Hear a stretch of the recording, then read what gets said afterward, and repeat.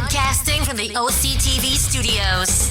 This is From the Third Eye. Now, please welcome your host, Hunter Parker.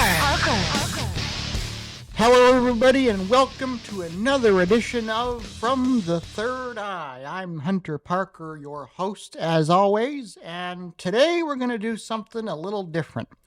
We're not going to, talking about how I got started in podcasting and all that kind of stuff is kind of technology related, so I guess it still counts. I didn't actually have a topic today, as I usually do. I was not really prepared for today's show. Actually, I've had a lot going on in the past couple weeks since my last show, and I've had some issues with where I live at with my wife. They came in a couple weeks ago for their home inspection that they do every couple months, and they weren't too happy with the cleanliness of the house, which I don't really see what it matters. It's not like we had roaches or anything in the house, but anyhow, I don't make the rules, but they basically said that we got couple weeks or whatever to get it picked up as best as we can. Otherwise, they're going to evict us from the house. So I've been dealing with that. My grandfather got in an accident yesterday. His blood sugar was low and he passed out behind the wheel. But he's okay, though. He just had to get some 5 stitches in his hand. That's so far all that was needed to be done. They didn't see anything else so far, which is good. So I've been dealing with quite a bit of emotional stuff going on, and I wasn't really prepared for today's show. To be honest with you, I didn't really want to do the show today, but I know you guys enjoy the show, and I enjoy the show. It is a fun project. I'm glad that I've been doing it for the past almost year, and I have no intentions of stopping anytime soon. So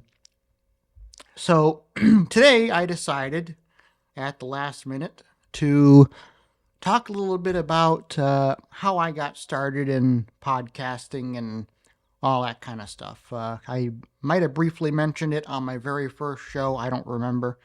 But I'm going to revisit it if I have mentioned it before, and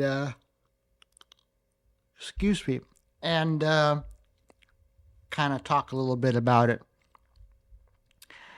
So I obviously I've known about podcasting for a long time, probably since it's started, which podcasting started roughly around the time that the first iPod came out. That's where the term podcast came from, because it was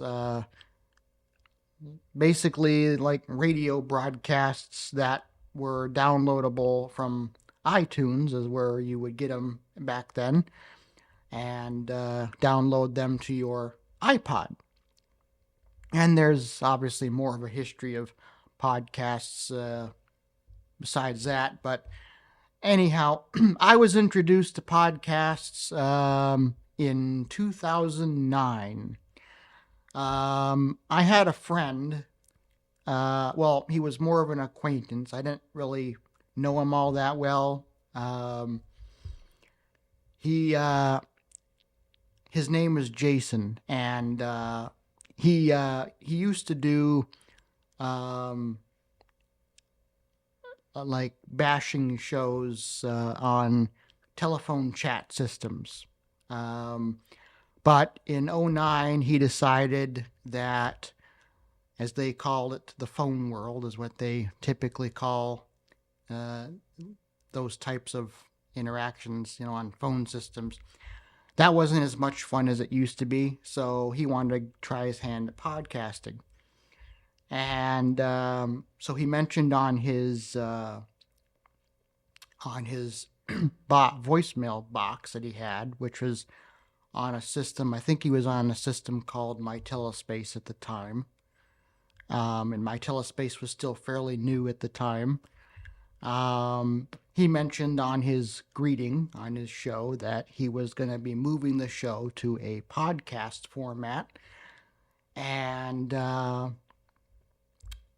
he was going to start doing it weekly on there and whatnot. And so he said that the episodes would be uploaded to his MyTeleSpace box.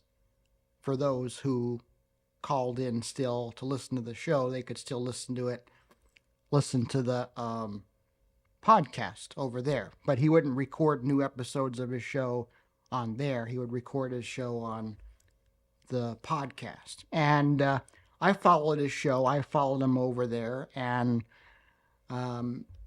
I asked him, I was emailing with him one day, and I asked him, I said,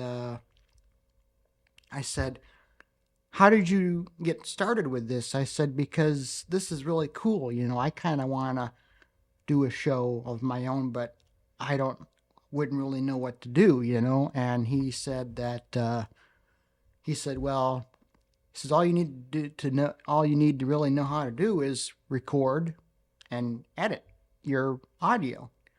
He says, and you need a place to put it. He says, he was using a service called Podomatic, which is still around.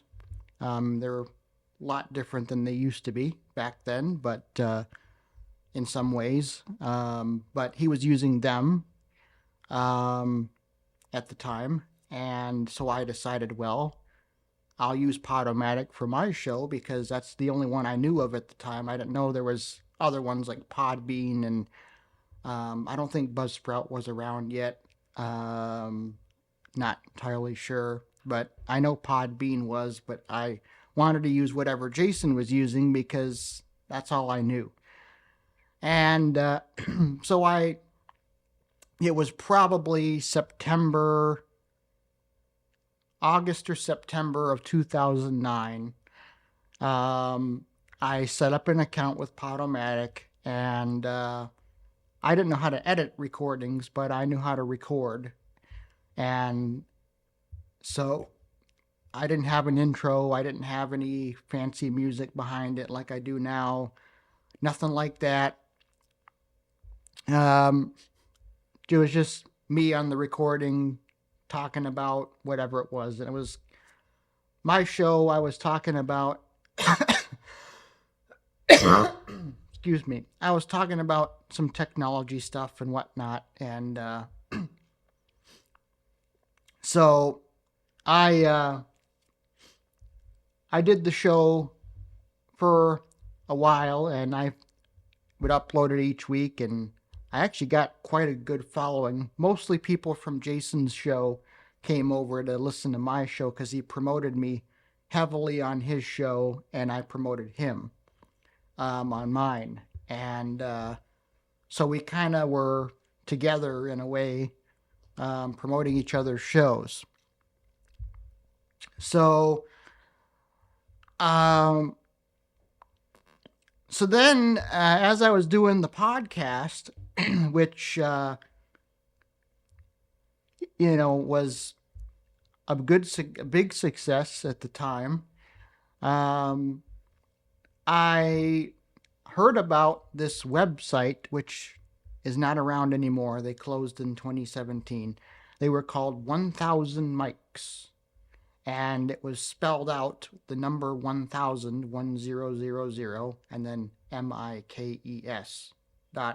was the site. The site itself was still around, but all it is a blog now, and the blog is basically, the last post on there was saying that they were closing the service in 2017, because obviously, for various reasons. One, they weren't really popular anymore because times have changed. And basically what 1000 Mics was a service where it was free. You could pay for it if you wanted to get extra features and things like that. But the free option you could do a live radio show through your computer, or you could set it up to do it through your phone. You could call a phone number and it would recognize you based on your caller ID. You just press star and then it brings you on the air. You could take calls, answer calls live on the air, so people would use the same number. So how that worked is they would go to your channel page, they'd put in their phone number into the text box and submit it to register their number. That way they could call into your show and be on the air. Now, each time they call in, if they wanted to call back, they'd have to re-register their number again. But in those times, that was incredible how people came up with that. And when I first started using them to do a live show, I quit the podcast. I deleted my Podomatic account, and I created a website using a website called webs.com, which used to be called FreeWebs back in the day, even before that. I used them because they were a website builder. You just pushed the buttons and it did everything for you, since I didn't know coding or anything back then. I had a website where I had links to the show and things, and I did my show. It was the same show, but I did it live each week instead of as a podcast, because 1000 Mics would store your shows, your past episodes, as archives that people could download at a later time if they wanted to, after your show was done broadcasting. Now, you could obviously turn that off if you wanted, and if you didn't want the archives, you could turn that feature off if you wanted, but by default it was on, and obviously I left it that way because I wanted people to be able to listen if they couldn't tune in live. And I did that for a good while, a few months, probably from like October of 2009 to beginning of 2010. And then that's kind of how I got into internet radio. I started broadcasting on various stations. The first station I was on was called Hit Me Radio. I did a show there, a couple shows. I did one show with somebody, a talk show called In the Nutshell, and then I did a show of my own where I played mostly like today's pop hits, because the station was licensed, so I was able to play, copyrighted music because they were licensed, so I wouldn't get in trouble, or they wouldn't get in trouble, or anything like that. So I did that on Hit Me Radio. I was on there for almost 3 years. I even became assistant manager at one point with them, helping out. I took over for the person that left. Had no idea that was going to happen. That was a decision that they made right away, that I would take her position. And that's really how I learned how to work with website control panels. I learned a lot of, that's when I started learning coding, web coding, because I helped with the website a little bit here and there. Obviously it was volunteer, of course. But I did that for a few years. I also was on a couple other stations at the same time.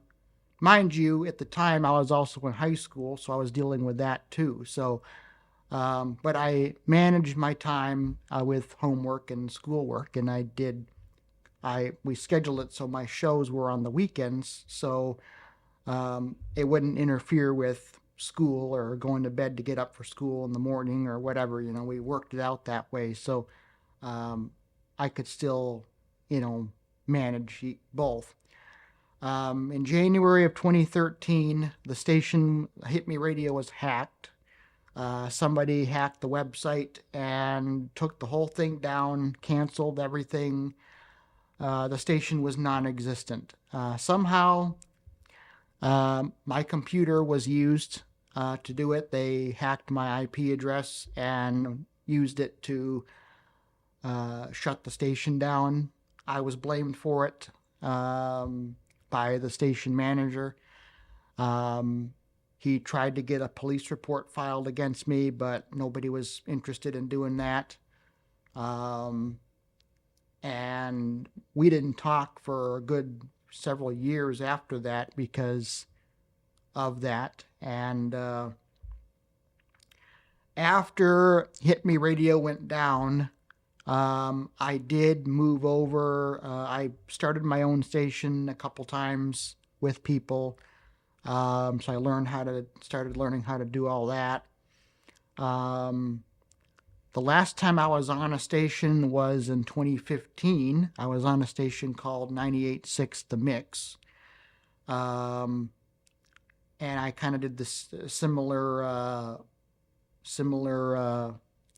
thing to what I did on Hit Me Radio. I was on there for a while, and then I had issues with management, so I left. I haven't really been on a station since then. At the time when I was doing the internet radio thing, I wasn't doing any podcasting. I returned to podcasting in 2016. I did a show called The Party Zone, which was a talk show I did each week. It had different segments, kind of like this show. It was very successful. I did it for about 2 years, up until my mom got sick and she was dying, so I stopped the show. And I did it with a friend of mine. Him and I did it together, and it was very successful. We had listeners from the UK. We had listeners from Canada. Obviously, listeners from here. It was a really successful show. We missed a few episodes here and there, but we tried not to. And so that's how I got back into podcasting. So that's pretty much the history, and I've been doing it ever since. After the Party Zone ended, I obviously still do podcasting because I'm doing one now, obviously, right now. So, but it's a lot of fun. I encourage anybody who wants to give it a try to do it. I mean, there's so many platforms out there to do it now than there used to be when I started. Back when I started, the only directory that was around to put your podcast was iTunes, which now they're called Apple Podcasts, but iTunes, which submitting your show back then was not very easy to do, because you had to do it through the iTunes program and whatever. I never did it with my show. I know Jason never did it with his when he was doing it. And by the time I switched over to 1000 Mics and did a live show, Jason was ending his show as around the same time as I was. Because him and his girlfriend, I believe it's his wife now, they had a daughter, and so he had, that to deal with and everything. So he didn't really have time to do the podcasting thing anymore, and he was obviously working a couple jobs as well. So he ended around the same time I did, except I switched to a live show and he didn't. But I encourage anybody who wants to give it a try to do it. I mean, you could host a podcast virtually for free if you know what you're doing. There's plenty of places you can host your website if you want to, and a lot of like I've said previously when I did my series on how to start a podcast back when I first started, I mentioned that a lot of your podcast hosting providers give you a web page already. So you don't even really need a website for your show unless you want to, have some custom stuff on there like social media or whatever, So I encourage anybody to give it a shot. I mean, hey, the worst case scenario, if it doesn't work out, you don't have to do it, And the thing I like about podcasting versus internet radio is sure, I like the aspect of being live, but with podcasting, there really are no rules for the most part. And you can do it whenever you want. Where an internet station, you're kind of stuck to whatever your scheduled time slot is. And some stations, they don't like when you switch your times and things, everybody's different. So I enjoy podcasting a lot more than doing an internet radio show. I really do. And it's a lot of fun, and I intend on, doing it for as long as I can. Despite everything that's going on with me right now with the house and with the, everything going on. I mean, my wife and I have already discussed that, if we lose the house, that I'll move back in with my grandparents for the time being, and she'll probably stay at her dad's, and which isn't ideal. I mean, we're married, but what other option do we have? We have to do whatever's safe and best for us, and if that's what we have to do for the time being, doesn't have to be permanent, then so be it. What other option do we have? We have no other option.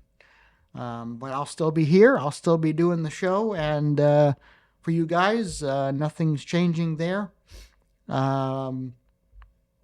So with all that said, that's going to do it for me for this week. I hope you learned a little bit about how I got started in podcasting. Obviously, I think I've grown a lot over the years, and I was only like 15, 16 years old when I started, so I'm 31 now, so that's that's a long time, and like I said, I really enjoy it. But if you have any questions about the show or any suggestions or whatever, you can visit the show's website, From the Third Eye, all spelled out, .rf.gd. Infinity Free is still going very well for the website. Everything's going a-okay with that. So again, that's fromthethirdeye.rf.gd is the website. Check it out. You can find us on Spotify, Amazon, and Apple Podcasts, as well as our Red Circle page, and of course the OCTV YouTube channel. It's on there as well, and you can contact me through the contact form on the website. There, if there's a form you can fill out if you need to reach me or have any questions or just want to say hello, whatever you want to do. Happy to chat with you. You can fill that out and I'll get back to you. I check my emails pretty frequently, so multiple times a day, so chances I'll see it pretty quickly and I'll respond to you fairly quickly, so you shouldn't have to wait too long. So that's fromthethirdeye.rf.gd. So thanks for tuning in. I'm Hunter Parker, and we will see you in a couple weeks for another edition of From the Third Eye. Take care, everybody.